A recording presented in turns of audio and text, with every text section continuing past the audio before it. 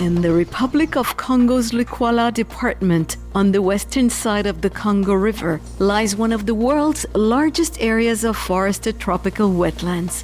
These vast peat wetland forests store more carbon than any other type of tropical forest. In the Republic of Congo, wetland forests make up 20% of the country's forested area. Due to challenges in accessibility, these are the only remaining forest areas in the country which have not yet been inventoried. At the request of the Congolese government, the U.S. Forest Service, through the U.S. government's Silva Carbon Program and Central Africa Regional Program for the Environment, is supporting the National Forest Inventory Agency, SINIAF, to complete their national inventory of these wetland forest areas in collaboration with the Food and Agriculture Organization of the United Nations, the Central Africa Forest Satellite Observatory, OSFAC, and the Wildlife Conservation Society. National forest inventories provide countries with a range of information about their natural resources. This allows for better planning and management of these important forest resources, as well as facilitates better understanding of ecological systems, including carbon stocks and storage. Working together, SNIAP and the U.S. Forest Service have adapted the National Forest Inventory methodology to both make forest inventory in peat wetland forest areas more accessible, as well as integrate soil carbon measurements, given the significance of these soil carbon-rich forest areas. The large amount of carbon that are stored in these forests, most of it you don't see.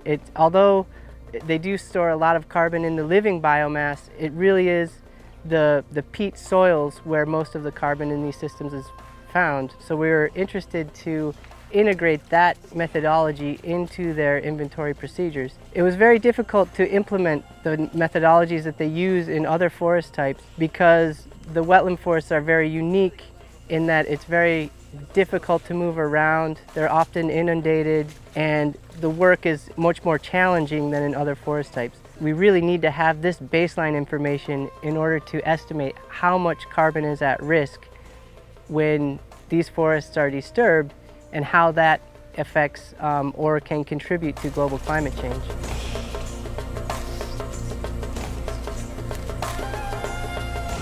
The validated peat wetland forest methodology includes procedures for data collection in adapted plot and sample units and protocol for soil sampling to quantify below-ground carbon.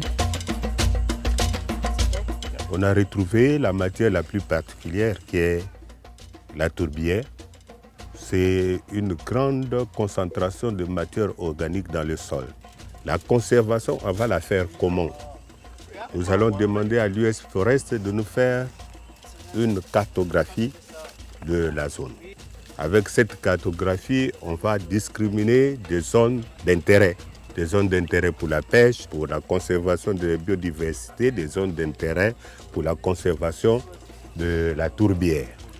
À ce moment-là, on va faire un inventaire dans chaque zone pour évaluer les potentialités de chaque zone.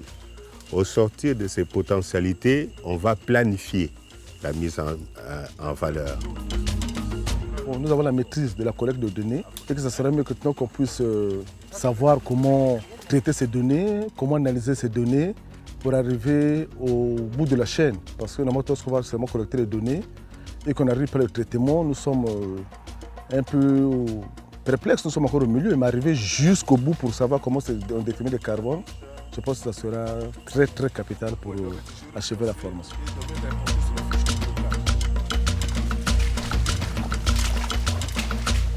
Currently, the U.S. Forest Service is continuing to support SNIAP to find resources to complete the remaining 20% of their forest inventory.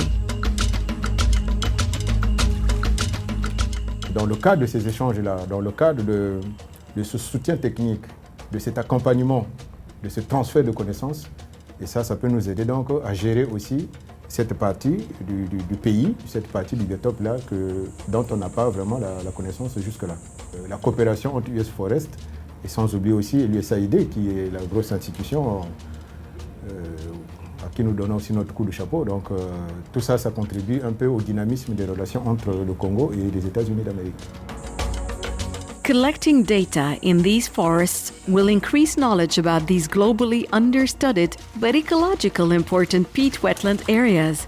In particular, carbon stock estimates will improve understanding of the potential impacts of land use change, such as forest degradation or deforestation.